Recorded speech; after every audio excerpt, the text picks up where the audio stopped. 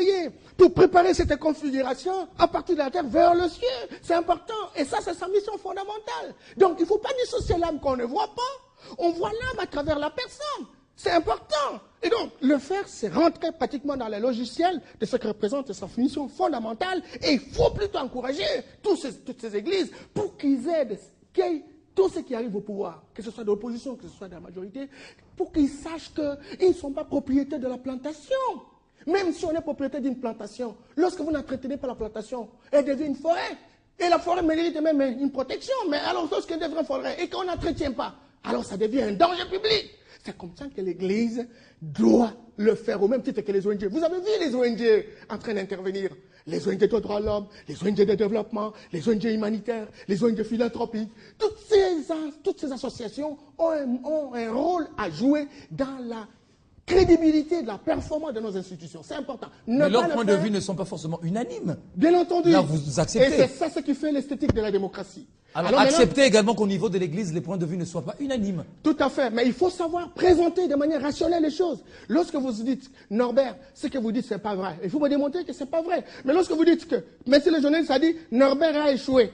Parce que merci le journaliste a dit, Norbert a échoué. Vous là, même si j'ai échoué, vous dites, non, Norbert a réussi. Mais écoutez quand même. Vous venez de quelle église comme ça, là? C'est sur des églises à disparition. Vous savez que le monde aujourd'hui, non, il faut que je vous le dise. Le monde aujourd'hui est en liquidation. Il y a eu des principes qui ont été mis en place et qui ont constitué un ordre international. Beaucoup d'églises ont été des bébés sous biberon de l'extérieur aujourd'hui. Et écoutez, aujourd'hui, les moyens ne viennent plus. Hein. Il faut chercher où tirer encore les mamelles pour tirer. Hein.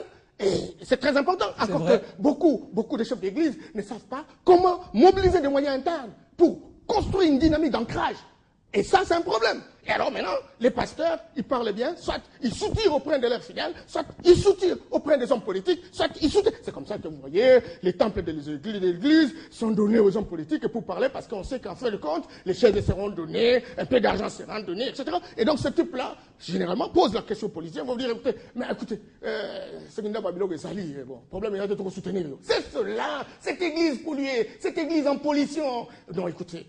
Beaucoup aujourd'hui se posent la question s'il n'est pas nécessaire de rester avec ce qu'on a fait et de revenir à l'église catholique pour qu'on rationalise les débats et qu'on puisse avancer, parce qu'en fait, on ne voit pas la valeur ajoutée, la plus-value de beaucoup d'églises qui se sont créées, qui finalement, on a des gens qui changent à longueur de journée les voitures, qui changent à longueur de journée des maisons, qui changent à longueur de journée, n'est-ce pas, des endroits où ils habitent, mais qui, visiblement, au regard de leurs fidèles, qui souffrent.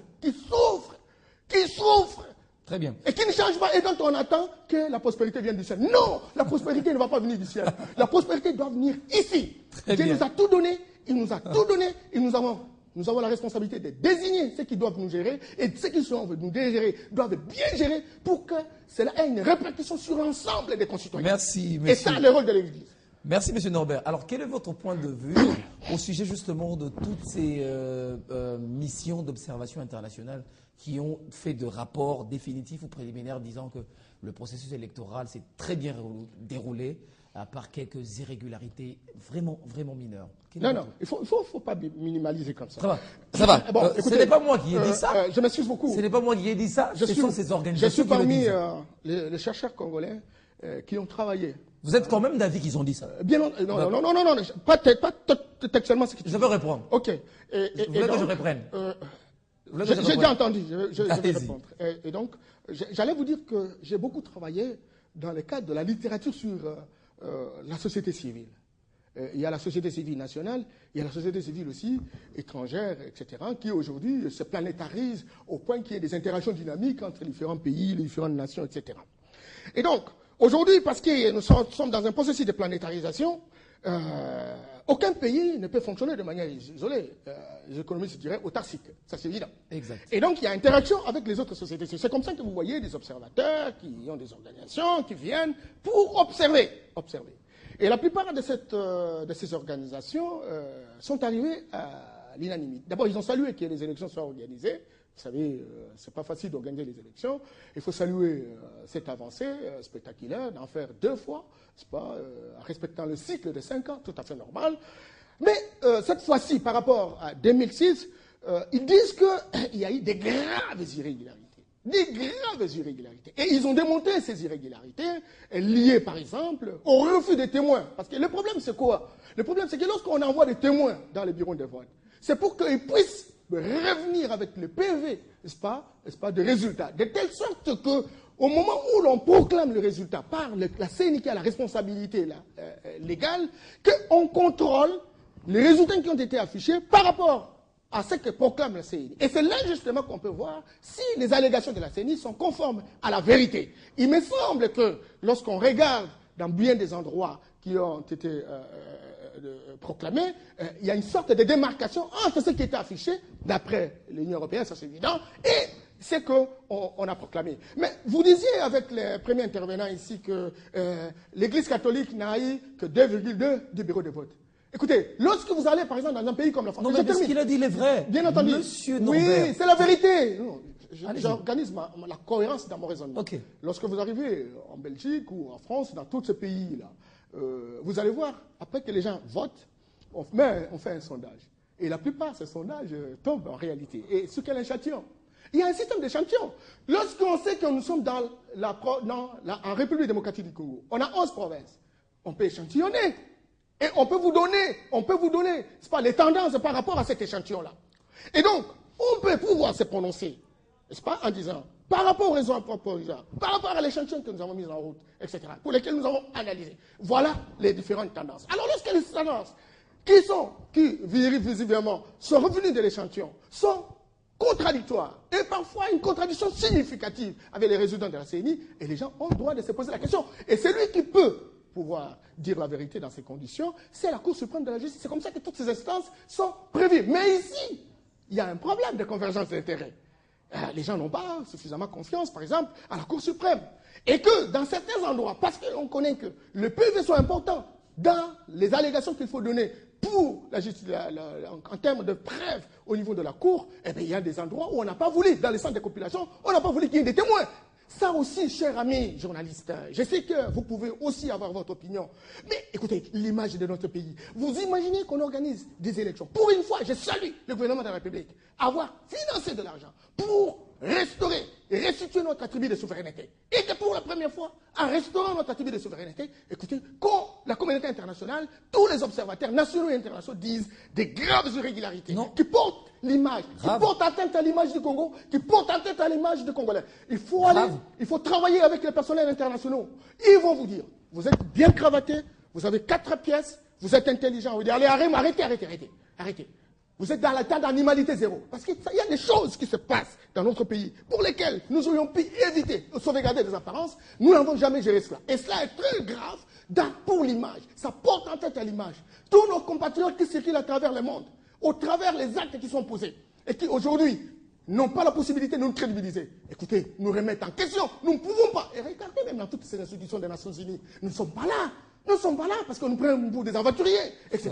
Donc, l'eau prend la couleur des vases qui la contient. Monsieur. Donc, lorsque les institutions de la République, je termine par là, monsieur, lorsque les institutions de la République sont vives, fondamentalement crédibles, écoutez, la population sera crédible. Mais lorsque les institutions de la République ne sont pas crédibles, la population n'est pas crédible pour autant. Et dans ces conditions, nous ne sommes pas un peuple de défis.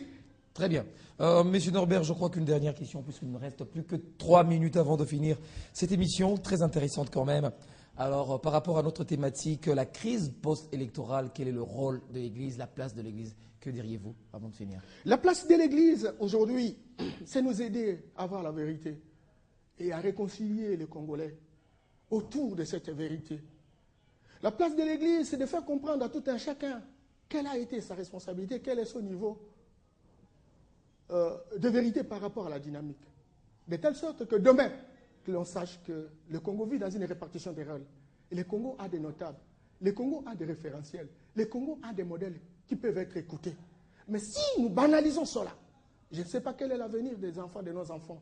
Je ne sais pas quel est l'avenir des générations futures. Non, là on se comporterait comme des hommes politiques. Or nous avons besoin des hommes d'État. Les hommes d'État sont des gens qui sont dans une sorte de solidarité intergénérationnelle. Je sais que peu de Congolais, non, j'allais dire de la classe politique, comprennent cette responsabilité. J'ai entendu la faiblesse des différents projets qu'ils ont présentés, des propositions qui, visiblement, n'ont aucune ambition pour que le Congo avance, au même titre que beaucoup de pays émergents. Vous savez que ce n'est pas une déclaration, qui pose la problématique d'une émergence d'un pays. Ce sont les actes. Et je pense que dans cette responsabilité partagée, il faut que les ONG, il faut que le gouvernement de la République, les églises, tous, comme un seul homme, nous puissions voir dans la même direction. Le Congo a besoin de cela. Et nous n'avons pas besoin de nous tracasser, de nous injurier, englonger de nous. La culture d'injure, c'est une culture imbécile, ignoble. Il ne faut pas la cultiver. Il ne faut pas qu'elle trouve son ancrage. Il ne faut pas qu'elle soit domestiquée. J'estime que c'est de cette manière-là que nous allons véritablement relever le défi. Et le vrai défi aujourd'hui, c'est de lutter contre la pauvreté de notre peuple. Très bien, Monsieur Norbert. Et vous souhaitez également avoir un débat contradictoire avec n'importe qui. Avec le directeur. N'importe qui. Non, ne m'appelez pas l'histoire des étiquettes des gens. J'ai besoin de quelqu'un qui puisse qu'on discute intellectuellement sur ces questions fondamentales. Et je crois que ça va aider le Congo à avancer. Ce ne sera pas la gloire des hommes, ce sera plutôt la gloire du Congo, ce sera plutôt la gloire de la démocratie. Et c'est cela que nous considérons comme une esthétique, l'ambiance démocratique recherchée par notre peuple, qui visiblement jusqu'à aujourd'hui n'a pas retrouvé son compte. Merci, Monsieur Norbert, analyste politique. Monsieur Norbert Yamba, analyste politique, vous êtes notre invité dans cette deuxième partie de notre émission Un jour une idée. Votre présentation vous plaît? Analyste politique, c'est ça? Oui, je suis analyste politique. J'ai fait beaucoup de formations. Hein. Bon, je ne reviens pas. Ça sont des étiquettes qui ont complètement construit des trucs. Merci d'avoir accepté notre invitation. C'est la fin de cette émission. Vous reviendrez bien évidemment tout à fait dans nos prochaines éditions. Merci à vous également de nous avoir suivis avec intérêt, à beaucoup d'attention. C'était votre émission Un jour une idée. On se retrouve demain, même heure, même chaîne. Portez-vous bien. À très bientôt. Avec